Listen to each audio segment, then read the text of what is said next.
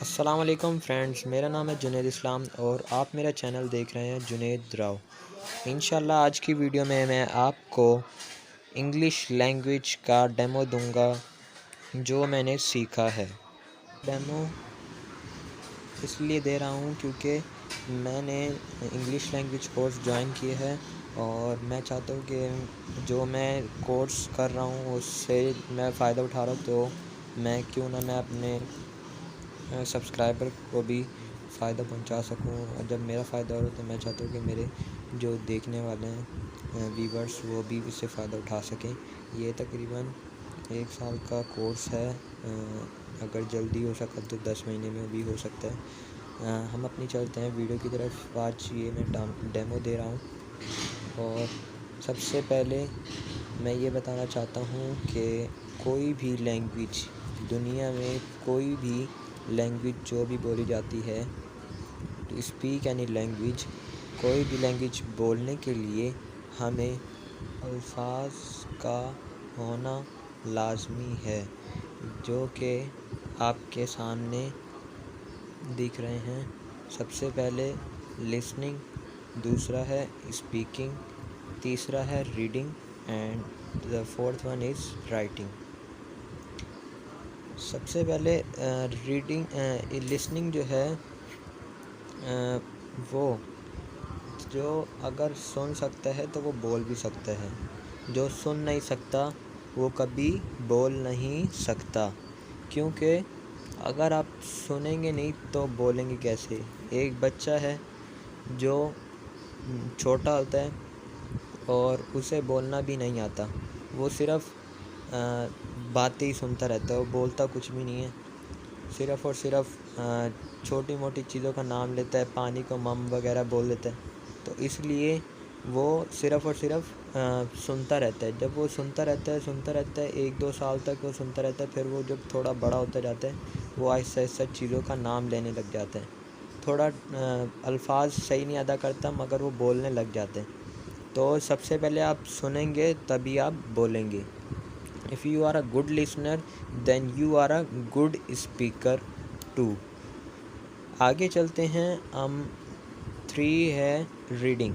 3 पे रीडिंग। अगर हम अच्छे रीडर हैं तो अच्छे राइटर भी हो सकते हैं।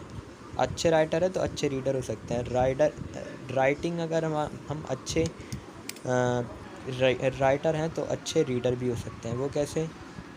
राइटिंग का जो है वो रीडिंग से ताल्लुक़ है। रीडिंग का ताल्लुक़ राइटिंग से नहीं है। राइटिंग डिपेंड करती है रीडिंग पर। राइटिंग अच्छी होगी आप रीडिंग भी अच्छी कर सकते हो। वो कैसे? राइटिंग में जो है आप इतने अल्फाज की ऐसी अदायगी करेंगे कि अगला वाला बंदा जो है वो आपके सुनेगा तो वो कहेगा कि इसने सेंटेंस अच्छे तरीके से अदा किया है, बहुत ही खूबसूरत तरीके से अदा की है।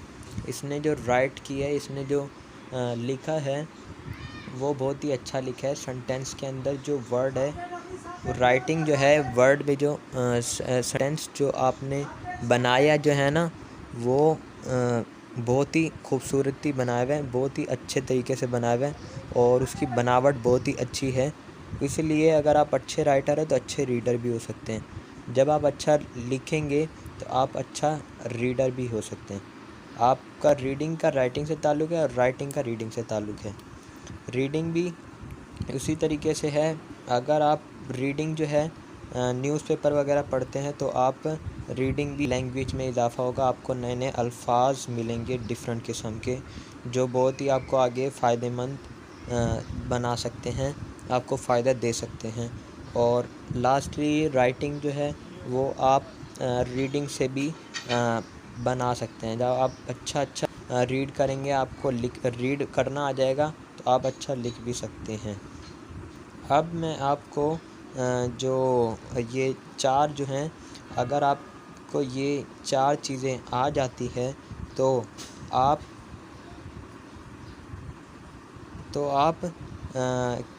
ये कह सकते हैं कि आप अपने जो है कोई भी लैंग्वेज आराम से बोल सकते हैं, बग़ैर झिझकाए, बग़ैर किसी किस्म की मुश्किल।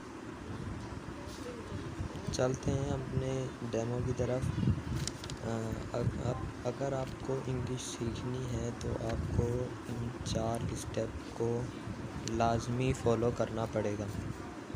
ये 4 स्टेप आपको इंग्लिश पढ़ने में बहुत फ़ायदा दे सकते हैं। सबसे पहले है साउंड, उसके बाद है वोकैब, और थर्ड पे है सेंस, और फोर्थ पे है ग्रामर। सबसे पहले साउंड है। अगर आपकी प्रोनाउंसिएशन अच्छी होगी तो आपके बोलने का अंदाज़ अच्छा होगा। आप से जो भी बोलेंगे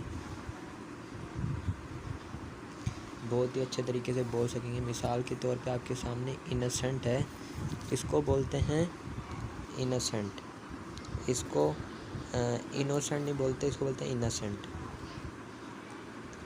इनोसेंट बोलते हैं। आपकी वोकैब जैसे वर्ड मीनिंग होते हैं, वर्ड मीनिंग में अगर आप वर्ड मीनिंग वोकैब को वर्ड मीनिंग बोलते हैं अल्फाज माने।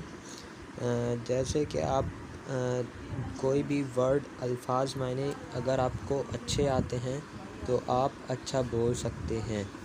ये मैं गारंटी के साथ बोल सकता हूँ कि अगर आपको वर्ड मीनिंग आते हैं आप कोई भी सेंटेंस आसानी से बना सकते हैं। अगर आपको वर्ड मीनिंग ही नहीं आते तो आप सेंटेंस नहीं बना सकते। अगर जैसे मिसाल के तौर पे हम एक एग्ज़ाम्पल ले लेते हैं, वो एक कबाड़ी वाला है। इसकी कबाड़ी वाले की इसके मायने क्या हैं कबाड़ी वाले की, ये आप मुझे बताएंगे। अब हम चलते हैं अगले की तरफ। अगला है सेंस। अगर आपको सेंस समझ है, बोलने का पता है आपको किस जगह पे क्या बोलना है, तो आप अच्छे स्पीकर बन सकते हैं इंग्लिश के। इंग्लिश के सेंस बहुत ही ज़्यादा अहमियत रखता है। ये चारों चीज़ें ही अहमियत रखती है अपनी अपनी जगह पर, मगर सेंस भी एक अपनी अलग जगह अहमियत रखता है। नेक्स्ट पे है ग्रामर। ग्रामर आपको उर्दू बोलने तो आती है, मगर आपसे अगर कोई पूछे कि आपको उर्दू की ग्रामर आती है तो आप मुझे यकीन है मुझे भी नहीं आती, ना मेरी ग्रामर कोई उर्दू की कमज़ोर है। मतलब कि मुझे नहीं पता कि मेरी उर्दू की ग्रामर मुझे आती भी नहीं आती। हमें उर्दू के ऐसे अल्फाज हैं जो हमें पता भी नहीं है, आज तक हमने कभी सुने भी नहीं है। ऐसे उर्दू के अल्फाज हैं। उर्दू की ग्रामर के बगैर भी हम उर्दू बोल लेते हैं, तो इंग्लिश क्या चीज़ है। अगर आप इंग्लिश सीखना चाहते हैं तो आपको ग्रामर भी लाजमी आना चाहिए।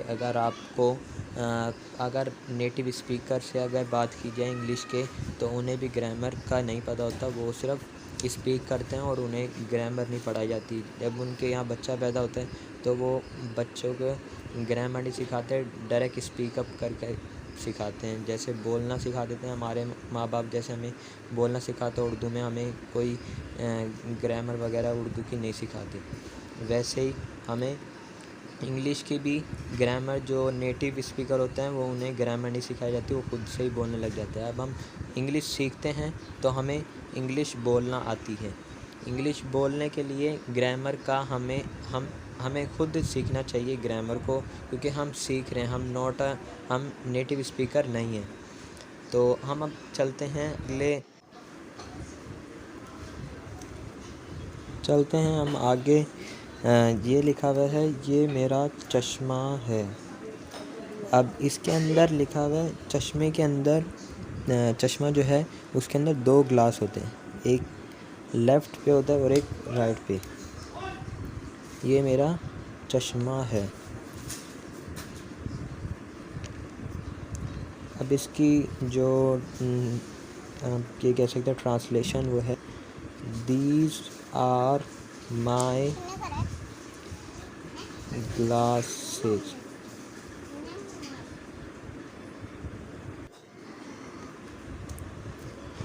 ग्लास के अंदर जो है ये ES आएगा, वो क्यों अभी बता देते हैं आपको। चश्मे के अंदर जो है ये 2 ग्लासेस होते हैं। सबसे पहला जो चश्मा का जो ग्लास होता है, ये पहला ग्लास एंड ये सेकंड वन। तो अब ये जो 2 ग्लासेस जो हैं, अब दीज क्यों बोल रहे हैं, क्योंकि 2 ग्लासेस आ रहे हैं। ES आएगा इसके साथ, और ये है प्लूरल। सिंगुलर के साथ S आता है, और प्लूरल के साथ आता है ES। देख रहे हैं आप, ये लोग ये देख रहे हैं आप, सिंगल के साथ आता है, सिंगुलर साथ आता है। सिंगल अगर ग्लास होता है तो आता है S।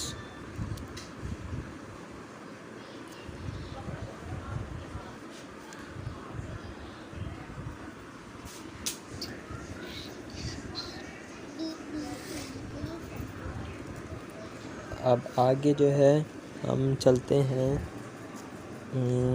लिखा हुआ है ये मेरा चश्मा, चुप हो जा, बकवास नहीं कर, कहाँ है, क्वेश्चन मार्क आ गया। अब इसकी जो है ट्रांसलेशन क्या होगी, where dash my glasses. Glasses होगा तो क्या आएगा, आपको सेंटेंस बनाने के लिए अब ग्लासेस आ रहे हैं, ES आ रहा है, सिंगुलर के साथ आता है इज़, और प्लूरल के साथ आता है आर। जब बहुत ज़्यादा होते हैं तो आर आते हैं। आगे हम चलते हैं। अब आगे क्या है, अब देखते हैं।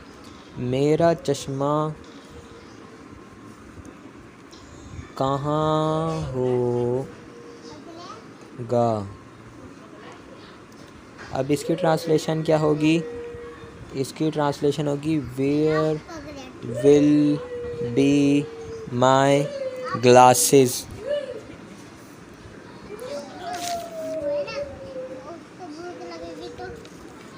अब ये जो मैंने लिखा है, ये मैंने गलत लिखा है, क्योंकि इसके अंदर जो आएगी ट्रांसलेशन होगी where will my glasses be. ये जो मैंने बी लिखा है, इसके अंदर मैंने गलती कर दी है, यहाँ पर विल के बाद बी नहीं आएगा, मेरे से गलती हो गई, I am sorry for that. But will के बाद जो है वो बी नहीं आएगा, वो आएगा लास्ट में, where will my glasses be. उम्मीद करता हूँ मेरी वीडियोज़ आपको अच्छी लगे। थैंक